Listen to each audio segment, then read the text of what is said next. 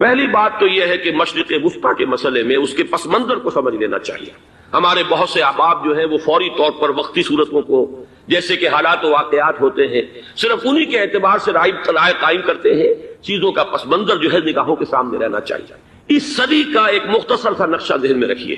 یہ 20ویں صدی کے آغاز کے وقت جسے ہم پورا کہتے ہیں مڈل ایسٹ، بلکہ صرف مڈل ایسٹ نہیں، پورا شمالی افریقہ سلطنت عثمانیہ کا حصہ تھا. خلافت عثمانیہ، لیبیا، الجزائر، مصر، پورا حجاز، یمن، پورا عراق، شام، اور یہ شام ہی کے حصے ہیں در حقیقت اردن اور لبنان، یہ شام عرب، عراق عرب، یہ پورا علاقہ خلافت عثمانیہ یہ اس کا حصہ تھا. پہلی جنگ عظیم میں انگریزوں نے عربوں کو بغاوت پر آمادہ کیا، غداری پر آمادہ کیا. انہوں نے خلافت عثمانیہ کے خلاف بغاوت کی، بیج بوئے ان کے دلوں کے اندر نفرت میں، ابھارا انہیں تم ترکوں کے غلام کیوں ہو، تمہیں خود حاکم ہونا چاہیے، تم کھڑے ہو جاؤ ہم مدد کریں گے، تم بغاوت کرو، تم ان ترکوں کے خلاف ہماری مدد کرو، ہم تمہیں آزاد کر دیں گے، تم اپنے پاؤں پر خود کھڑے ہو جانا. یہ بہت ہی ہمارے لیے دردناک المیہ ہے اس پہلی جنگ عظیم کا. کرنل لارنس جیسا شخص، برطانوی استعمار، اور اس کے نتیجے میں عربوں نے بغاوت کی. اور اس قدر دردناک بات آپ کو بتا رہا ہوں، میں پہلی مرتبہ جب سن 62 میں حج کے لیے گیا مدینہ منورہ میں، ابھی وہ ریل کے انجن کھڑے ہوئے تھے. یہ ترکی کے زمانے میں، سلطنت عثمانیہ کے زمانے میں بغداد سے مدینے تک ریلوے لائن تھی. یہ پورا ایک عالم سلطنت عثمانیہ، صرف سلطنت نہیں، خلافت عثمانیہ، پوری ٹرینیں جو ہے ترکوں کی اڑائی گئی، ہزاروں ترکوں کو شہید کیا گیا، یہاں تک کہ صحن حرم میں شہید کیے گئے سینکڑوں ترک. یہ جرم تھوڑے نہیں ہے، معمولی نہیں. آج جس کی سزا مل رہی ہے معلوم ہونا چاہیے کہ وہ جرائم کون کون سے تھے. اب بھی جو لوگ گئے ہیں انہوں نے دیکھا ہوگا ترکی کا قلعہ موجود ہے اوپر پہاڑی کے اوپر. حرم کا جو سب سے بڑا دروازہ ہے باب ملک عبد العزیز، اس کے سامنے ایک لائبریری ہوتی تھی، اب تو غالباً وہ بھی گرا دی گئی ہے. اس کے پیچھے پہاڑی پر ترکوں کا قلعہ ہے پرانا، اس پر توپیں موجود تھیں.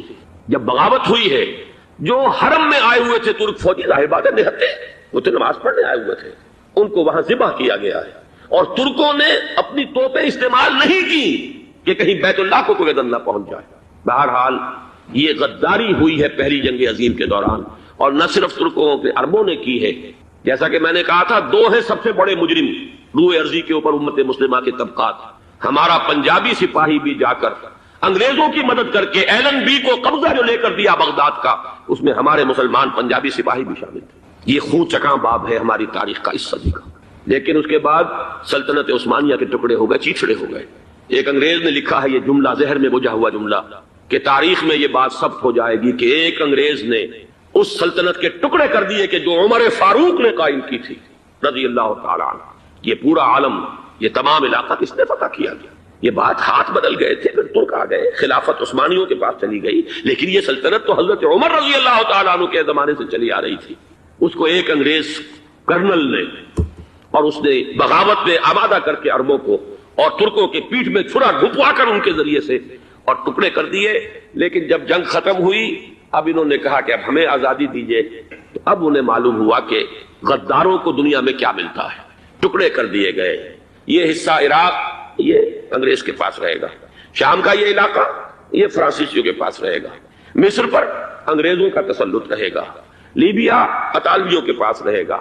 لے دے کر یہ جو علاقہ تھا حجاز، کیونکہ وہاں کچھ تھا ہی نہیں، بوادن غیر ذی زرع، یہ عربوں کے پاس چھوڑ دیا گیا. اس وقت جو بادشاہ ہیں شاہ حسین اردن کے، ان کے دادا سب سے بڑے غدار وہی تھے، لہذا ان کو اس علاقے کی بادشاہت دے دی گئی. اس کے بعد نجد سے ایک تحریک اٹھی ہے، وہ سعودی جو خاندان ہے وہ نجد سے اٹھا. نجد میں اس وقت کچھ بھی نہیں تھا، وہ تو صرف ریت کے تودے تھے اور کچھ بھی نہیں، لہذا ادھر کسی استعماری قوت کو دیکھنے کی ضرورت ہی نہیں تھی. وہ تو بعد میں تیل برآمد ہوا، اس کی حیثیت ہو گئی، اور یہ امارات کا علاقہ جو ہے اس کی دنیا میں اب گویا کہ یوں سمجھیے کہ جو سب سے زیادہ اہم علاقے ہو سکتے ہیں روئے ارضی کے نقشے پر، ان میں سے ایک وہ ہو گیا.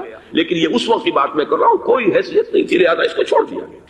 یہ ہے تاریخی پس منظر، یہ لکیریں جو کھینچی گئی ہیں.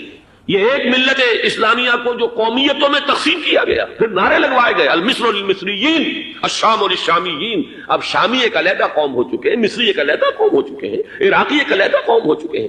یہ ساری تقسیمیں استعمار کی پیدا کرنا ہے، اس کا کوئی تعلق اسلام کے ساتھ نہیں. اب ضرورت تو اس بات کی تھی کہ استعمار کے پنجے جب یہاں سے کچھ ہٹے. دوسری جنگ عظیم کے بعد ایک دور آیا، امریکہ ابھرا ہے دنیا کی عالمی سطح پر سیاست میں، اس کے ہاں کچھ آزادی کے تصورات تھے، اس نے بھی سپورٹ کیا۔ برطانیہ کمزور ہو چکا تھا، وہ اتنے بڑے علاقے کو ہولڈ نہیں کر سکتا تھا۔ ہندوستان بھی آزاد ہوا، پھر یہ کہ اور دوسرے علاقوں سے بھی اس کو پسپائی اختیار کرنی پڑی۔ استعمار کے پنجے جس طرح بھی ہوئے، ان کے سینوں سے، عربوں کے سینوں سے جو ہے گویا کہ وہ ہٹے، لیکن امریکہ نے ایک اپنی بہت بڑی حکمت عملی جو اختیار کی، عالم عرب کے سینے میں اسرائیل کا خنجر پیوست کر دیا تاکہ یہ کبھی آزاد نہ ہو جائیں، ہمارے انگوٹھے تلے رہے، ہماری پالیسی گورن کرے۔ یہ استعمار کا دوسری جنگ عظیم کے بعد جہاں برطانوی استعمار، فرانسیسی استعمار رفتہ رفتہ یہ ہٹنے شروع ہوئے۔ صدر ناصر نے انگریزوں کو اٹھا کر پھینکا میڈیٹرینین میں اور دوسرے جگہوں سے، الجزائر نے آزادی حاصل کی فرانس سے، اطالویوں سے جو ہے لیبیا والوں نے آزادی حاصل کی، یہ ہو گیا، لیکن ایک خنجر پیوست کر دیا گیا اسرائیل کا سینہ عرب۔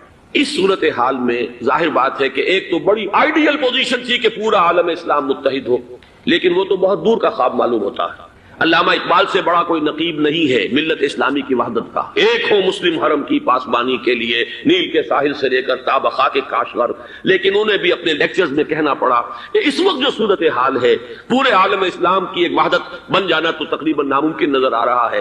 اگر کسی طرح ایک common wealth of Muslim nations وجود میں آ جائے تو بھی بڑی کامیابی ہوگی، لیکن اس سے بھی پہلے یہ تو زیادہ آسان تھا کہ عالم عرب ایک وحدت کی شکل اختیار کر لے۔ یہ تو ایک قوم ہے، اکثر و بیشتر ایک نسل یا زیادہ دو نسلیں کہتی ہیں۔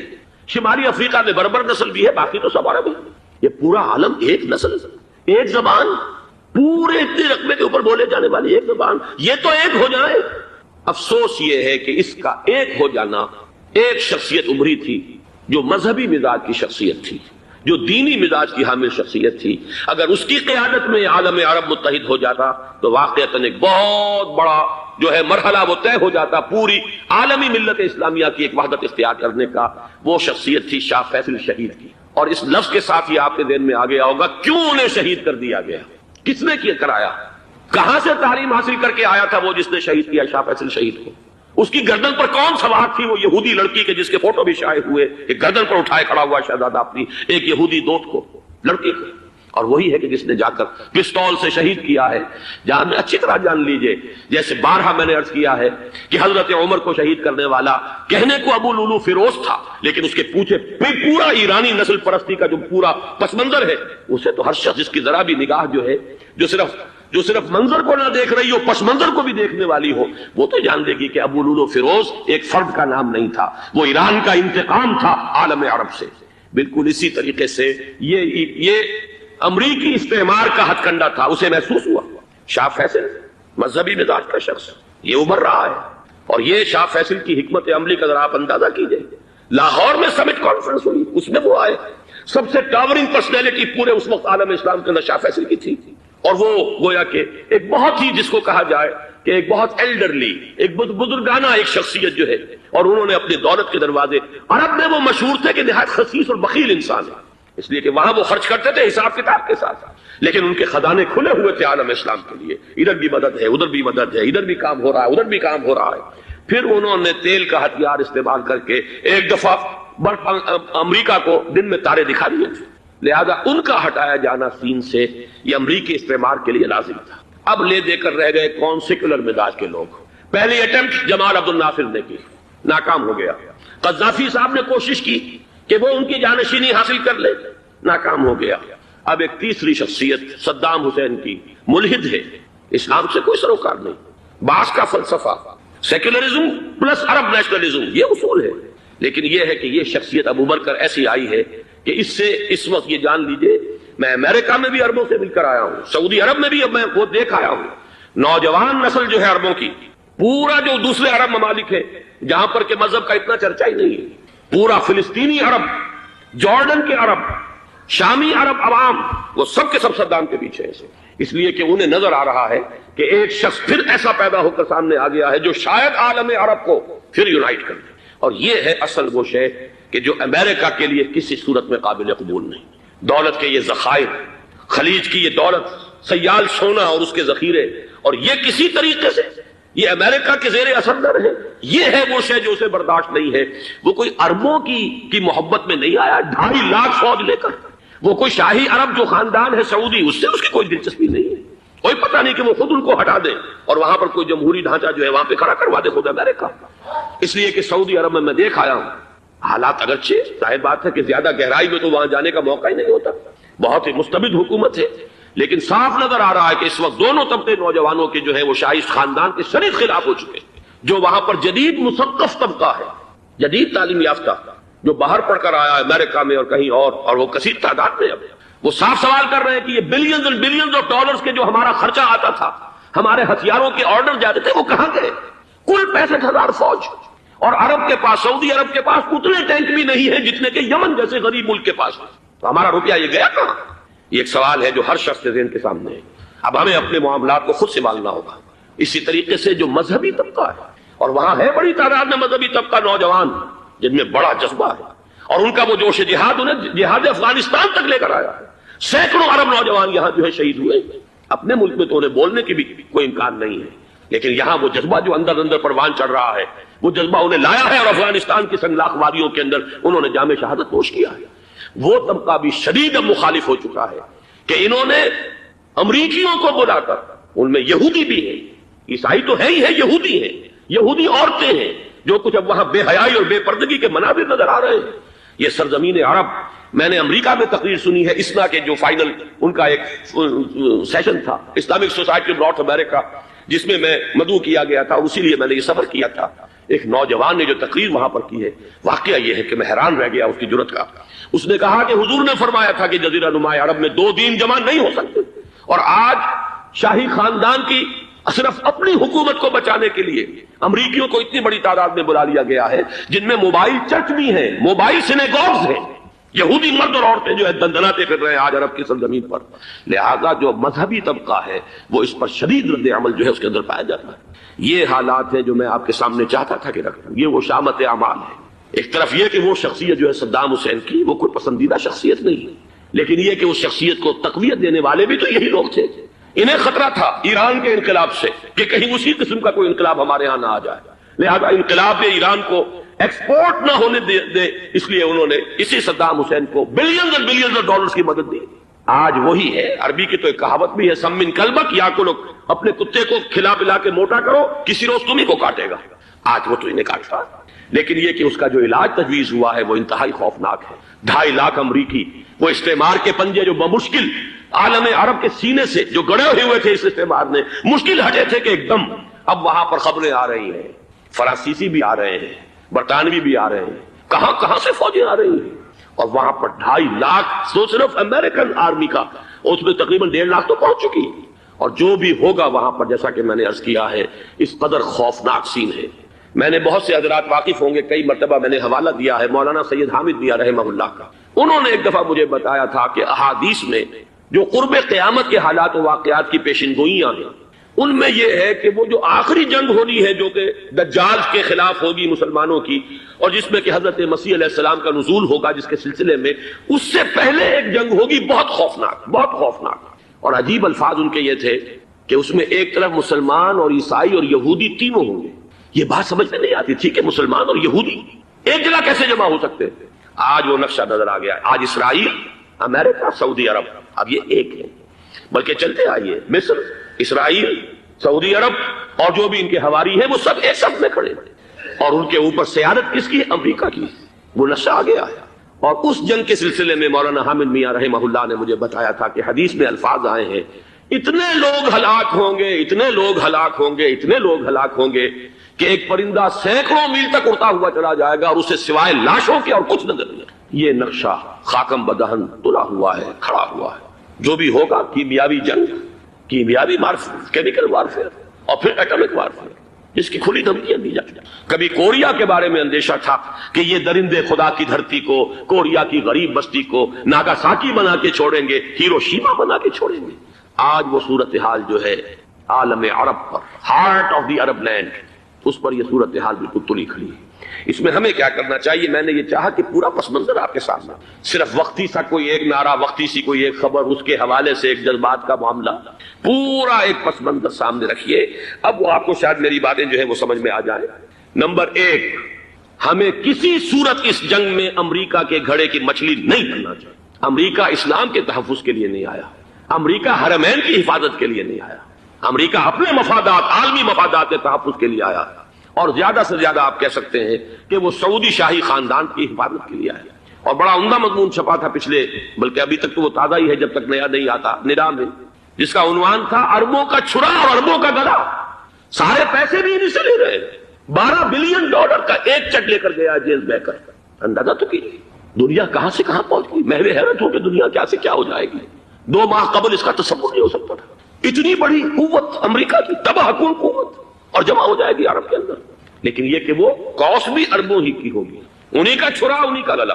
ہمیں کرنا یہ چاہیے، اللہ تعالی ہماری حکومت کو، ہمارے سیاستدانوں کو، ہمارے ذمہ دار لوگوں کو ہدایت دے، وہ امریکہ کے گھیڑے کی مچھلی نہ بنے۔ اس کے تحفظ کے لیے یا شاہی خاندان کی حفاظت کے لیے بہت کچھ انہوں نے عیش کر لیے، کافی عیش کر لیے۔ باقی یہ کہ اب جو کچھ ہونا ہے وہ ہونا ہے۔ حرمین شریفین کو تو خود عرب کے لوگ کہتے ہیں کہ کوئی خطرہ نہیں ہے۔ سارا جھگڑا تو وہ تیل کی دولت کا ہے، وہ تیل کی دولت جو ہے وہ شمال مشرقی کونے کے اندر ہے۔ بلکہ یہ کہ جو رد عمل پیدا ہوا عالم اسلام میں اور سعودی عرب میں، خود اس کے مذہبی نوجوانوں میں امریکی فوجوں کی آمد کے خلاف اس کا جواب دیا گیا رابطہ عالم اسلامی کی طرف سے کہ یہ جو بھی جنگ کا محاذ ہے، جو فوجیں ہیں، یہ حرمین سے تو 1500 کلومیٹر دور ہے، تو حرمین کو تو کوئی خطرہ نہیں، خطرہ ہے امریکہ کے عالمی مفادات کو۔ آج آپ کو معلوم ہے دنیا 2 طبقوں میں بٹی ہوئی ہے، دی رچ اینڈ دی پور۔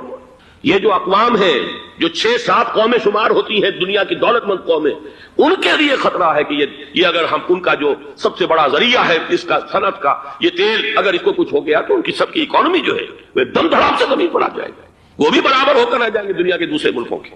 یہ اس کی حفاظت کے لیے آیا۔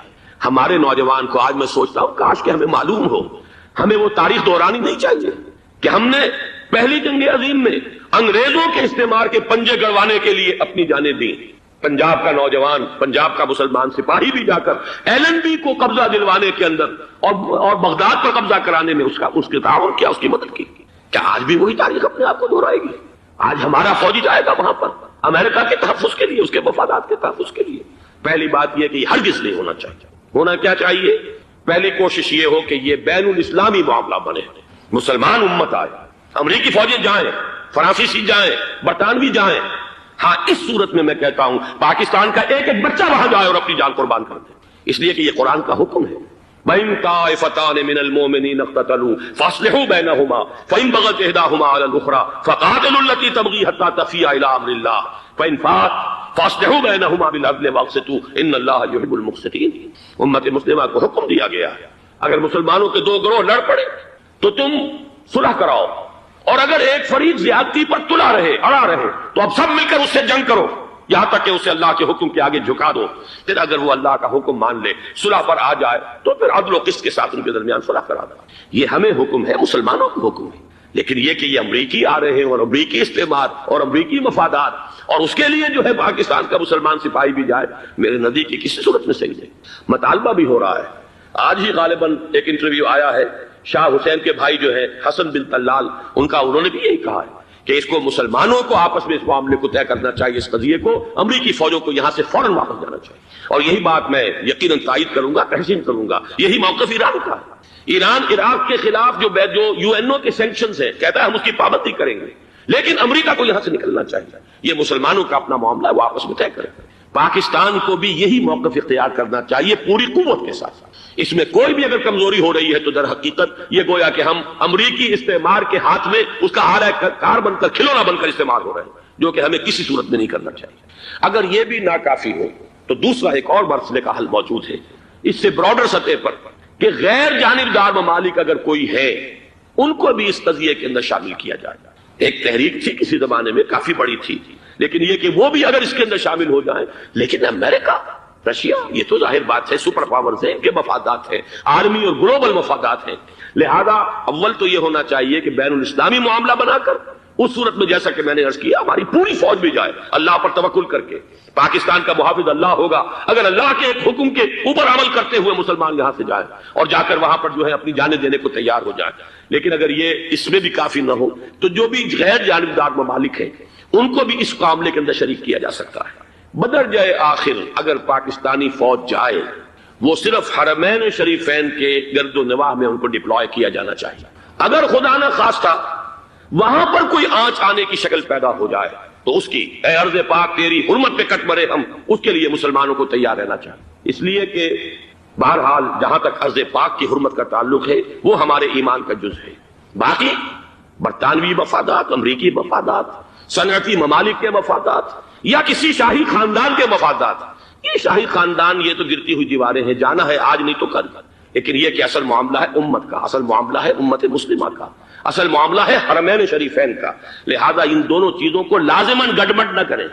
آپ حضرات کے علم میں ہے کہ اس سے پہلے ایران کی طرف سے بار بار مطالبہ ہوا کہ حرمین کو بین الاسلامی کنٹرول میں دے دیا جائے اور سعودی عرب کا اس کے اوپر سے جو انتظامی عمل دخل ختم کر دیا جائے۔ میں نے کبھی تائید نہیں کی، اس لیے نہیں کی کہ میرا مشاہدہ ہے، میں گیا ہوں بارہا، سعودی عرب کی حکومت نے چاہے خود بھی بڑے بڑے محل بنائے ہیں لیکن حرمین کی خدمت کے اندر بھی کوئی کمی نہیں کی، اس پر انہوں نے اربوں ڈالر اس پر بھی خرچ کیا ہے، اس کے اوپر انہوں نے اس حج کے انتظامات پر پوری حکومت جو ہے وہ اپنے آپ کو لگائے رکھتی ہے، لہذا اس اعتبار سے کوئی کمی کی بات نہیں وہاں پر آئی کہ جس کے لیے ضرورت ہو کہ ان کا عمل دخل وہاں سے ختم کیا جائے، لیکن یہ صورتحال اب جو پیدا ہو گئی ہے یہ بالکل مختلف ہے، اسے اس کے کانٹیکسٹ کے اندر دیکھا جانا چاہیے اور اسی کے حوالے سے میں نے چند رائے آپ کے سامنے رکھی۔ اب آئیے پاکستان کی طرف جو ہمارا اصل مسئلہ ہے، اس کے تو ہم سب سے بڑے ذمہ دار ہیں، اس کی بھلائی ہے تو برائی ہے تو، اس میں خیر آتا ہے تو وہ بھی ہماری کوشش اس کے لیے ضروری ہے، اور کوئی شر پیدا ہوتا ہے تو اس کی ذمہ داری بھی ہم پر آئے گی، اس کے ضمن میں چند باتیں عرض کر رہا ہوں۔ شدید ترین خطرہ ہے جیسا کہ میں عرض کر چکا ہوں کہ بھارت حملہ کرے گا، مجھے تو تقریباً یہ رائٹنگ آن دی وال کے مانند ایک فیصلہ نظر آ رہا ہے، بلکہ آج میں کسی سے کہہ رہا تھا کہ اگر اب نہیں تو پھر کبھی بھارت حملہ نہیں کر سکتا، اس کے لیے سچویشن بالکل رائٹ ہے، 2 مرتبہ ایکسرسائز کر چکا ہے وہ خاص ٹارگٹ بنا کر حیدرآباد کو، اور اس کے پیش نظر ہے سندھ میں جو بھی خلفشار ہے اسے اس کے علم میں ہے، جو بھی تصادم ہے، اب بھی اگرچہ اس وقت کی جو ہماری اندرونی سیاست ہے یہ اس کا کرشمہ سامنے آیا ہے کہ جی ایم سید صاحب کو ایگزونریٹ کیا جا رہا ہے، ان کو محب وطن کا خطاب دوبارہ دیا جا رہا ہے، وہ شخص جس نے اسلام کے خلاف انتہائی زہریلی باتیں کی ہیں، وہ شخص جس کی کتاب اب پاکستان ٹوٹ جانا چاہیے، وہ لاکھوں کی تعداد میں ہندوستان سے چھپ کر آئی یہاں تقسیم ہوئی ہے، آج اسے سند دی جا رہی ہے۔ یہ ہے ہماری اندرونی سیاست کے کرشمے، میں اس پر تفصیل سے نہیں جانا چاہتا، لیکن اس شخص کی دیکھیے وہ جو علامہ اقبال کا شعر ہے کہ بت کرے میں برہمن کی پختہ زناری بھی دیکھ، دیکھ کعبے میں شکست رشتہ تسبیح شیخ، اور بت قدے میں برہمن کی پختہ زناری بھی دیکھ، کہ نظر یہ آ رہا ہے کہ اس نے رہا ہوتے پہلا بیان یہ دیا ہے کہ ہماری پہلی ترجیح یہ ہے کہ پاکستان ٹوٹ جائے اور ہندوستان کے ساتھ ہم ایک انڈیپینڈنٹ اسٹیٹ کی حیثیت سے کانفیڈریشن قائم کریں، سندھو دیش confederation with India independent of Pakistan. پھر دوسری ترجیح بھی ہے، تیسری آخری ترجیح یہ ہے کہ پاکستان کو 5 ریاستوں میں تقسیم کر دیا جائے اور ایک لوز کانفیڈریشن ہو، بس اس کے سوا کچھ نہیں۔ 5ویں بھی وہ اردو والوں کے لیے نہیں، مہاجرین کے لیے نہیں، ان کے لیے تو ان کے پاس کچھ نہیں ہے۔ 5ویں بھی پنجاب میں سے کاٹ کر سرائکی صوبہ بنایا جائے اور سندھ میں تو بہرحال اردو بولنے والوں کو سندھی بن کر رہنا ہو۔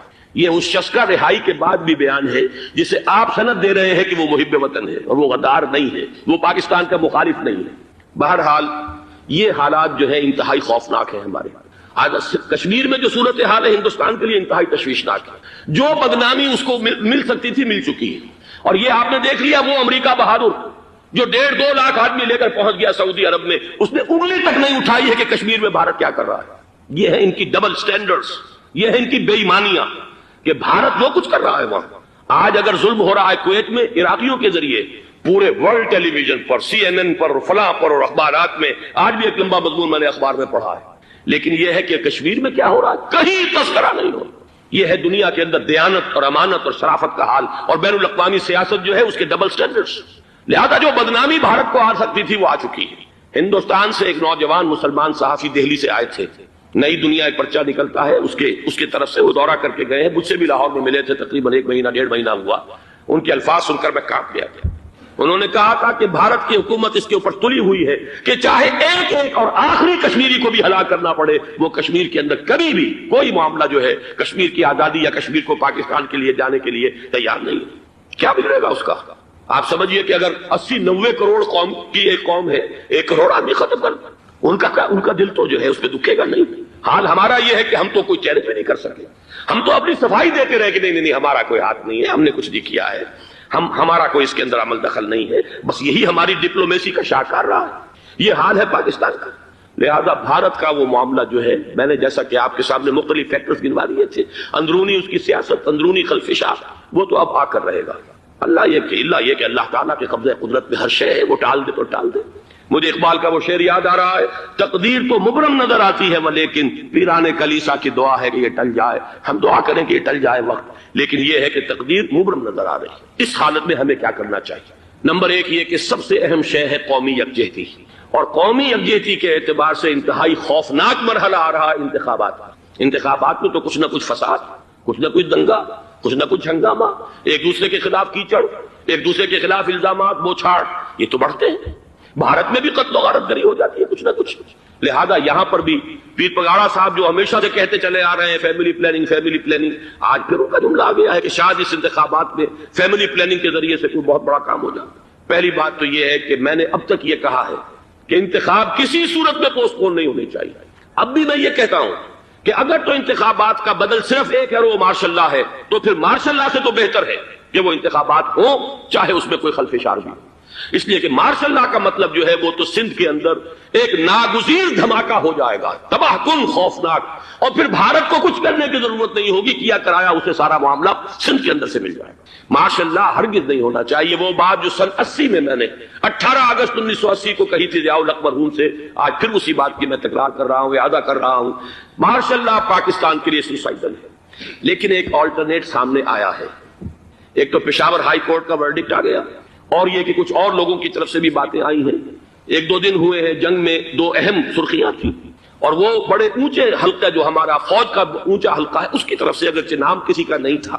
ایک تو یہ کہ ماشاءاللہ یہاں کسی صورت نہیں لگے گا، دوسرے یہ کہ کوئی قومی حکومت کی تشکیل جو ہے اگر کسی طرح ہو سکتی ہو تو وہ اس وقت کا حل ہے، اور وہ اسی شکل میں ممکن ہے۔ اگر تو الیکشن آپ پوسٹ پون کرتے ہیں اور اسمبلیاں پرانی بحال نہیں کرتے تو پھر تو اس کا مطلب یہ کہ ہمارا کانسٹیٹیوشن ایبروگیٹ ہو گیا اور اس کا آلٹرنیٹ سوائے ایک مارشل لا کے اور کوئی نہیں۔ لیکن اگر صدر اسحاق صاحب ہمت کر لیں، ملک کے حالات کو دیکھ کر، جو اس وقت صورتحال ہے، جو خطرات ہیں بارڈر پر، ان کو دیکھتے ہوئے یا تو یہ کہ عدالتوں کے ذریعے سے اسمبلیاں بحال ہو جائیں، اس میں حکومت زیادہ رکاوٹ نہ ڈالے، یا یہ کہ خود صدر اسحاق صاحب واپس لے سکتے ہو قدم تو واپس لے لیں، لیکن یہ کہ تمام پارٹیز سے یہ پہلے عہد لے لیا جائے کہ وہ ایک قومی حکومت کی تشکیل کریں گے۔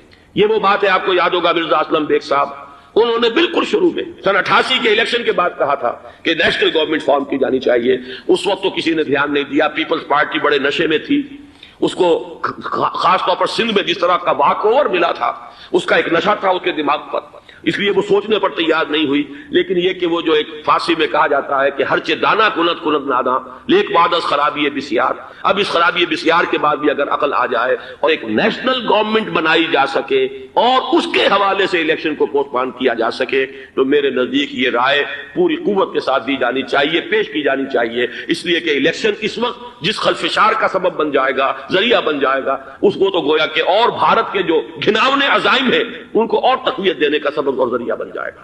دوسری بات یہ، اس قوم کے اندر جذبہ جہاد، وہ ڈیفینسو جہاد، دفاعی جہاد، جس کے بارے میں کوئی دو رائے نہیں ہو سکتی کہ اس کے لیے جو جان بھی دی جائے گی وہ شہادت کی موت ہوگی، اس لیے کہ حضور کی حدیث ہے من قتل دون مالہ فہو شہید، جو شخص اپنے مال کی حفاظت کرتے ہوئے مارا گیا مسلمان وہ شہید ہے۔ تو ظاہر بات ہے کہ اپنی آزادی کا تحفظ جو ہے وہ مال کے تحفظ سے زیادہ اہمیت رکھنے والی شے ہے۔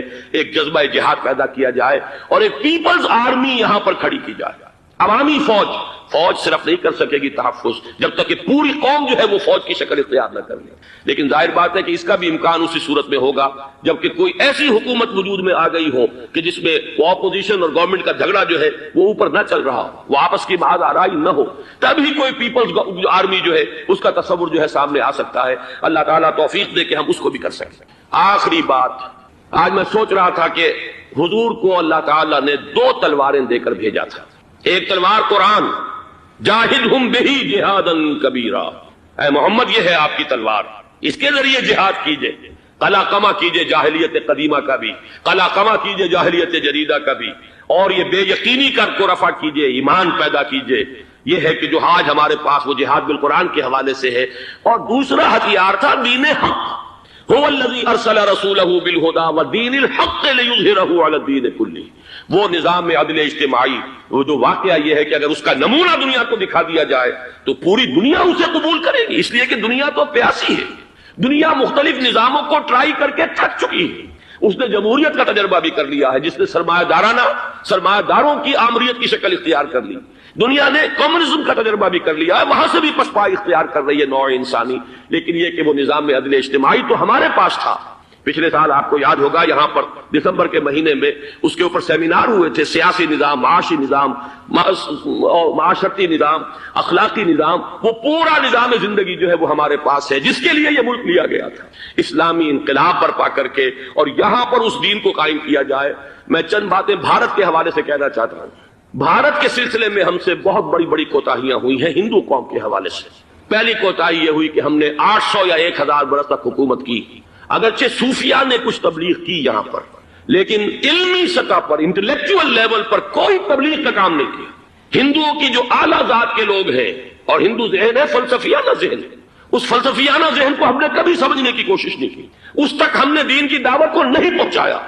ہم نے جہاد بھی سیف کر کے انہیں زیر تو کر لیا، ان پر حکومت تو کی، لیکن یہ ہے کہ جہاد بالقرآن کے ذریعے سے ان کے نظریات، ان کے افکار، ان کے عقائد، ان کے نظریات باطلہ کا علاج نہیں کیا. یہ ایک بہت بڑا جرم تھا کہ ہم نے یہاں پر 1000 برس تک حکومت کی، لیکن یہ فرض منصبی ادا نہیں کیا. اس ضمن میں آپ سے عرض کروں کہ پچھلے سال جب میں گیا تھا انڈیا، مولانا علی میاں سے مدظ اللہ العالی میری ملاقات ہوئی.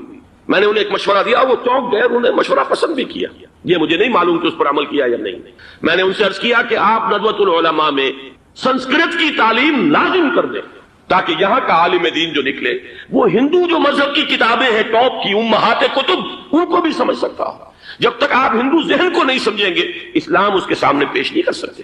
لہذا ایک کام تو ہمیں یہ کرنا ہے، اور میں نے شاید آپ میں سے جو حضرات بھی میثاق پڑھتے ہیں ان کے تو علم میں یہ بات ہوگی کہ میں نے شاہ ولی اللہ دہلوی رحمۃ اللہ علیہ کا ایک قول جو ہے نقل کیا ہے. ہندوستان ہی کے ایک رسالے میں وہ ان کا قول جو ہے اس کو کوٹ کیا گیا تھا، وہاں سے میں نے نقل کیا کہ انہوں نے فرمایا کہ ایک وقت آئے گا کہ ہندو قوم کے اعلیٰ ذات کی اکثریت اسلام قبول کر لے گی. اللہ کرے کہ وہ کام ہو، وہ بھی ہوگا تو جہاد بالقرآن کے ذریعے سے ہوگا. دوسری دو کوتاہیاں کیا ہوئی؟ دیکھیے میں اس کی مثال دے رہا ہوں.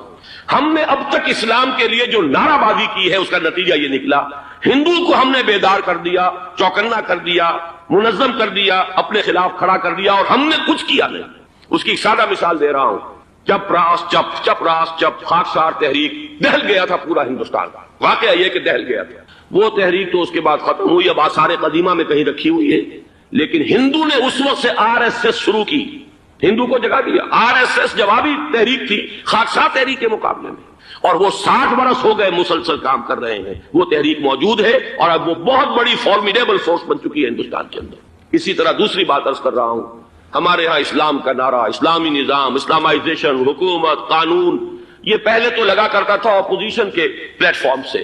11 برس جو تھے ہمارے مرحوم ضیاء الحق صاحب کے، وہ ایوان حکومت سے یہ نعرہ لگا.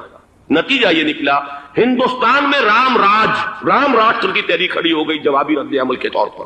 ہم نے تو کچھ کیا بھی نہیں سوائے کچھ کاسمیٹک تبدیلیاں، کچھ اوپر کی تبدیلیاں، کچھ رنگ و روغن، کچھ عید میلاد النبی زیادہ شوق سے اور زیادہ شان سے بنانی شروع کر دی، کچھ اور ہم نے اس طرح کے جو ہے وہ تقریبات کا آغاز کر لیا. باقی وہ اسلام کا نظام، وہ نظام تو ہم نے قائم نہیں کیا. میں نے جو حضرات واقف ہیں مجھ سے انہیں یاد ہوگا یہ کہ میں سن 80 میں پہلی مرتبہ بھارت گیا تھا پاکستان بننے کے بعد. سن 47 نومبر میں نے کراس کیا تھا from east Punjab to west Punjab. Pakistan آیا خون اور خاک آگ کے دریا عبور کر کے. 33 برس کے بعد میں گیا تھا واپس ہندوستان پہلی مرتبہ سن 80 میں. واپس آ کے جو میں نے تقریر کی تھی اس کے چند چیزیں یاد ہوں گی بہت سے حضرات کو.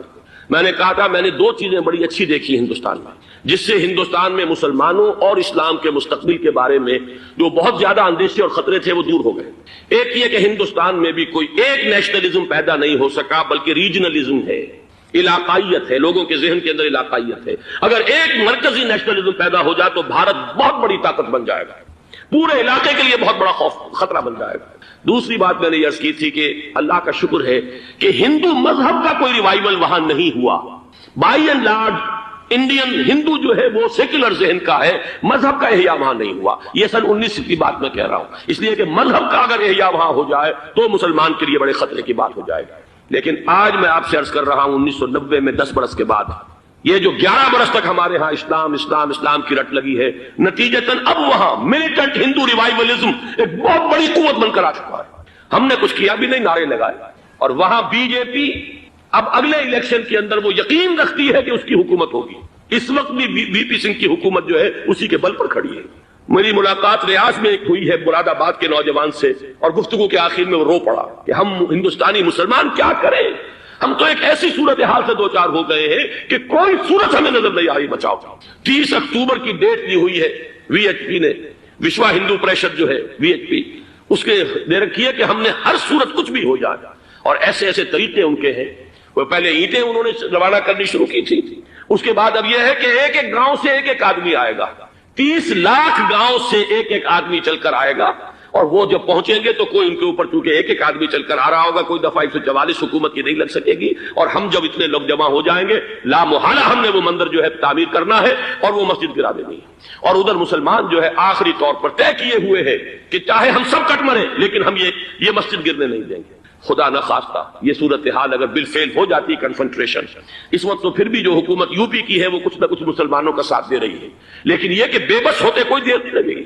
اگر لاکھوں لوگ جمع ہو جائے اس شہر کے اندر، ایودھیا کے اندر، تو ظاہر بات ہے ہر حکومت گھٹنے ٹیکنے پر مجبور ہو جاتی ہے۔ 50,000 اہل تشیع نے ضیاء الحق صاحب کے گھٹنے ٹکوا دیے تھے، داغ رگڑوا دی تھی، اور وہ جو آرڈیننس تھا زکوٰۃ آرڈیننس اس میں ترمیم کروا دی تھی۔ کیا ہوگا؟ نہایت خوفناک صورتحال ہے۔ لیکن اگر ہم یہاں اسلام صرف نام نہ ہو عملاً قائم کر کے دکھا دیں، مجھے یقین ہے کہ خود ہندو اسے قبول کرے گا۔ یہ تو نعمت ہے، یہ راحت ہے، یہ نظام عدل ہے، یہ تو بہترین حل ہے ہمارے تمام مسائل کا۔ لیکن یہ کہ اگر ہم نے وہ کام نہ کیا، وہ اسلامی انقلاب کی طرف پیش قدمی نہ کی، وہ جاہدہم بہ جہادا کبیرہ کے ذریعے سے ایمان، اور ایمان کے ساتھ اس کا لازمی نتیجہ وہ ایک جد و جہد، انقلابی جد و جہد، اور اس کے نتیجے میں پاکستان میں اسلامی انقلاب لا کر اسلام کے نظام عدل اجتماعی کو قائم کرنا، یہ ہے دوسرا کرنے کا اصل کام، اور یہ ہے در حقیقت جو ہمارے تمام مسائل کا حل ہے۔ اسلام کا زوال شروع ہو گیا خلافت راشدہ کے خاتمے کے ساتھ۔ حضور کی حدیث بدأ الاسلام غریبا وسیعود کما بدأ فطوبى للغرباء۔ اسلام کمزور تھا، اجنبی تھا، غریب تھا، کوئی اس کا جاننے والا نہیں، پہچاننے والا نہیں، پرسان حال نہیں تھا، لیکن اب اللہ نے اسلام کو غلبہ دیا ہے۔ اب سبھی ٹھاڈے کے سب دوست ہیں، طاقتور کے تو سبھی جو ہے ساتھی ہیں، لہذا اب سب ساتھ دے رہے ہیں، لیکن تم دیکھنا اسلام بہت جلد پھر غریب ہو جائے گا۔ بدأ الاسلام غریبا وسیعود کما بدأ، فعل مضارع پر جب سین آتا ہے وہ ہے مستقبل قریب، عن قریب اسلام پھر غریب ہو جائے۔ اس کے بعد سے اب تک کی تاریخ اگر میں بیان کروں تو پھر صبح ہو جائے گی۔ حضور نے فرمایا اوتی تو جوامع الکلم، مجھے اللہ تعالیٰ نے نہایت جامع کلمات عطا کیے ہیں۔ ایک حدیث کے حوالے سے اب تک کی تاریخ 14 برس سے چند سال کم کی تاریخ ایک حدیث میں، مسند احمد ابن حنبل کی روایت، نعمان ابن بشیر رضی اللہ تعالیٰ عنہ راوی۔ غالباً یہ کتاب کا یہاں تقسیم ہوا ہوگا، اس میں یہ حدیث کے ٹیکسٹ موجود ہیں۔ میں اگر لفظاً معاملہ لے کر چلوں گا تو معاملہ مشکل ہو جائے گا، ترجمہ بھی متن بھی۔ یہ 4 ورقہ ہے، جنہیں نہیں ملا وہ جاتے ہوئے لیتے جائیں ضرور۔ حدیث کا لب لباب کیا ہے؟ حضور نے اپنے دور سے لے کر قیامت تک 5 ادوار گنوائے ہیں تاریخ کے۔ پہلا دور دور نبوت، دور سعادت۔ دوسرا دور خلافت علی منہاج النبوہ، نبوت کے نقش قدم پر، نبوت کے طریق پر خلافت۔ کیا مطلب؟ خلافت راشدہ میں وہ نظام جو کا تو قائم رہا جو محمد عربی صلی اللہ علیہ وسلم نے قائم فرمایا تھا۔ تیسرے دور کو کہا آپ نے ظالم ملوکیت، بادشاہت۔ بادشاہت کا ایک اعتبار سے تو آغاز حضرت معاویہ سے بھی ہو گیا رضی اللہ تعالی عنہ، کسری العرب کہا گیا انہیں، عرب کے کسریٰ۔ لیکن معاذ اللہ یہ ظالم کے لفظ کا اطلاق ان پر نہیں ہوگا۔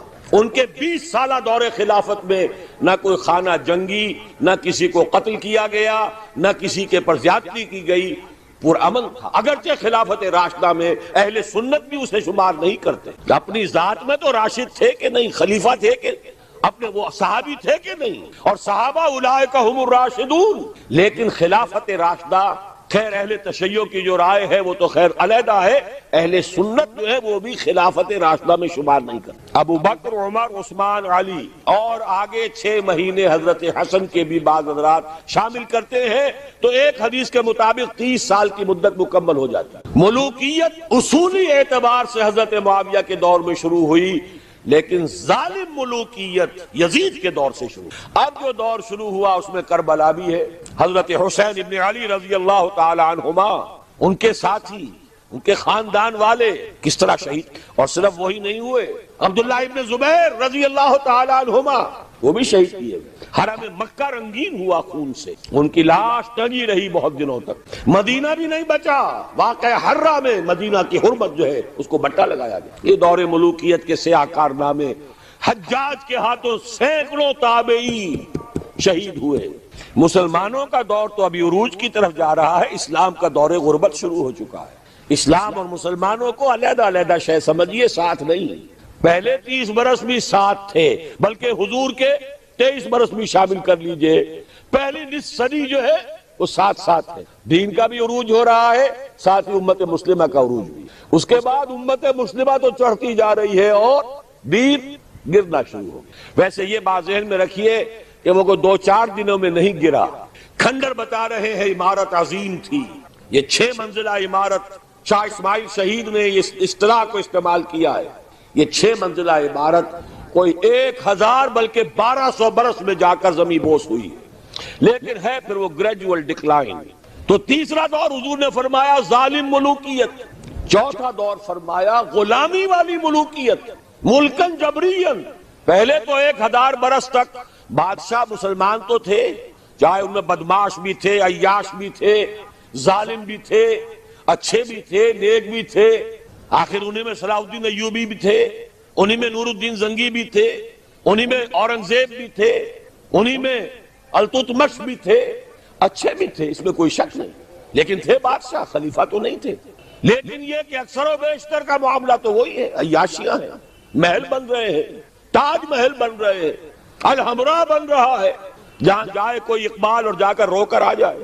رو لے اب دل کھول کر دیدہ خون آبا بار، وہ نظر آتا ہے تہذیب حجازی کا مزار. یہ وہ دور تھا کہ جو تھا تو دور ملوکیت، لیکن بہرحال ملوک مسلمان تھے. چوتھا دور آیا جبکہ غلامی کے ساتھ ملوکیت. کیا مطلب؟ ملکہ برطانیہ کی رعایا بن گئے تھے کہ نہیں ہم؟ ملکہ معظمہ وکٹوریا، غلام احمد قادیانی نے جو ان کی مدح لکھی ہے، جو خطابات دیے ہیں، ان کی جو اس زمانے کی تصانیف ہے انہیں پڑھیے تو صحیح. کہیں ہم برطانیہ کے غلام، کہیں ہم فرانسیسیوں کے غلام، کہیں ہم ولندیزیوں کے غلام، کہیں ہم اطالویوں کے غلام. اس صدی کے آخر میں وہ نقشہ آ گیا، شروع میں 20ویں صدی کے شروع میں، جس کا نقشہ حضور نے ایک حدیث میں کھینچا تھا. صحابہ سے آپ نے فرمایا ایک وقت آئے گا یوشک ان تداعی علیکم الامم، کہ دنیا کی قومیں تم پر ایک دوسرے کو دعوت دیں گی کہ یہ ترنے والا موجود ہے، آؤ اور نوچ کو چھوڑ کر کھاؤ. ادھر سے ہم کھائیں گے، ادھر سے تم کھاؤ. یہ تم لے جاؤ، یہ ہمارے پاس رہے گا. مصر انگریزوں کے پاس رہے گا، عراق انگریزوں کے پاس رہے گا، شام فرانسیسی لے جائیں، اور لیبیا اطالوی لے جائیں، اور موراکو اور تونس یہ سب جو ہیں یہ فرانسیسی لے جائیں، ہسپانیہ سہارا لے جائے، یہ سب لے جاؤ، آؤ تکہ بوٹی کر کے کھا جاؤ. سلطنت عثمانیہ ختم. 1924 میں خلافت بھی ختم. نام کی خلافت، حقیقی خلافت نہیں تھی. پھر بھی جیسا کہ میں نے آپ کو بتایا بڑی طاقت تھی اس میں. خلیفہ اگر جہاد کا اعلان کر دیتا اس گئے گزرے دور میں بھی، تو جیسے کہ اس انگریز کمانڈنٹ نے کہا تھا کہ لاکھوں مسلمان نکل آئیں گے سروں سے کفن باندھ باندھ، اس میں کوئی شک. یہ تھا چوتھا دور، اور تھا نہیں ابھی ہے. یہاں سے اب ذرا بات شروع ہو رہی ہے، اچھی طرح سمجھ لیجئے. کہنے میں تو یہ آتا ہے اور تاریخ بھی یہ بتاتی ہے، حقائق بھی کچھ اس طرح کے ہیں کہ اس صدی کے آغاز میں تو اسلام اور مسلمان دونوں انتہائی زوال کو چلے گئے. اس کے بعد سے عروج شروع ہوا ہے کچھ. تقریباً 25 برس میں تمام عالم اسلام آزاد ہو گیا. سن 47 میں پاکستان بن گیا، مشرقی اور مغربی پاکستان 2 خطوں پر مشتمل. انڈونیشیا آزاد ہو رہا ہے، ملیشیا بن گیا ہے، ایک ایک کر کے عرب ممالک آزاد ہو رہے ہیں. تمام مسلمان ممالک تقریباً اکثریت والے آزاد ہو گئے. لیکن یہاں سے نوٹ کیجئے، دم لیا تھا نہ قیامت نے ہنوز، پھر تیرا وقت سفر یاد آیا. یہ جو کولونیلزم تھا جس کی بساط لپیٹی گئی ہے اس صدی کے وسط میں، یہ کرسچین کولونیلزم تھا. انگریز کون تھے؟ عیسائی. فرانسیسی کون تھے، ولندیزی کون تھے، ہسپانوی کون تھے، اطالوی کون تھے؟ یہ عیسائیوں کی کولونیل حکومتیں، نو آبادیاتی حکومتیں، وہ بساط ذرا طے ہوئی تھی کہ اسی وقت ورلڈ بینک قائم ہوا، کچھ عرصے بعد IMF قائم ہوا، اور اس سازش کا سارا سلسلہ شروع ہو گیا جو خلیج کی جنگ کے بعد عوام کے سامنے بھی علم نشرہ کر دی گئی۔ وہ سازش کیا ہے اسے سمجھ لیجئے۔ چوتھا دور ابھی جاری ہے، اس کو مختصر طور پر تو یوں کہوں گا کہ ایک سیلاب آ رہا ہے نیو ورلڈ آرڈر کے نام سے۔ نیو ورلڈ آرڈر، اور نیو ورلڈ آرڈر اصل میں کیا ہے؟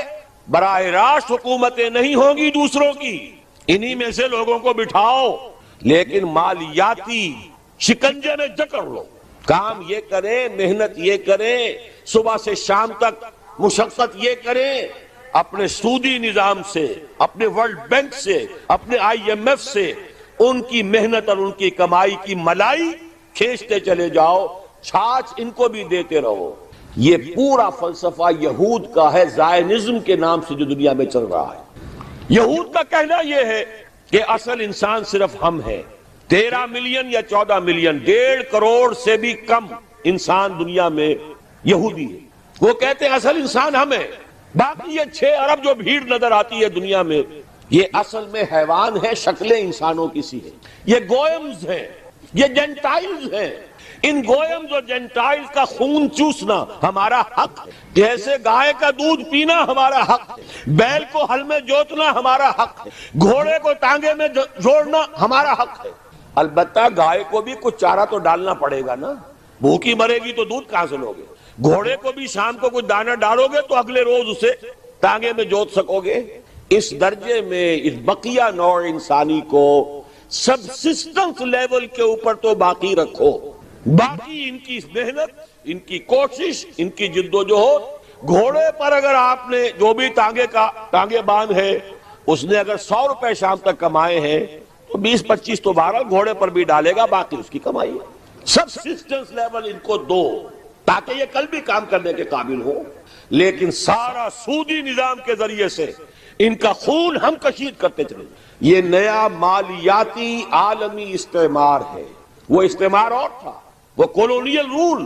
انگریز آ گیا، اب انگریز جب ہندوستانیوں کو نظر آتے تھے تو ہندوستانیوں کا خون جوش میں آتا تھا کہ نہیں؟ بغاوت کرتے تھے، مارتے تھے، پھر وہ ہندوستانیوں کو مارتے تھے۔ تو مار رہے ہیں اور مر رہے ہیں، یقتلون و یقتلون۔ حاصل کیا ہے؟ ہمیں آم کھانے سے غرض ہے، پیڑ گرنے سے کیا فائدہ؟ اگر ہم ان کی کمائی، ان کی محنت اسے کشید کرتے چلے جائیں، اس کو کھینچ کر لے جائیں، تو خام خواہ ان کے اوپر براہ راست حکومت کرنے سے حاصل کیا ہے؟ یہ ہے چوتھا دور جس کی نئی شکل صرف بدل گئی ہے۔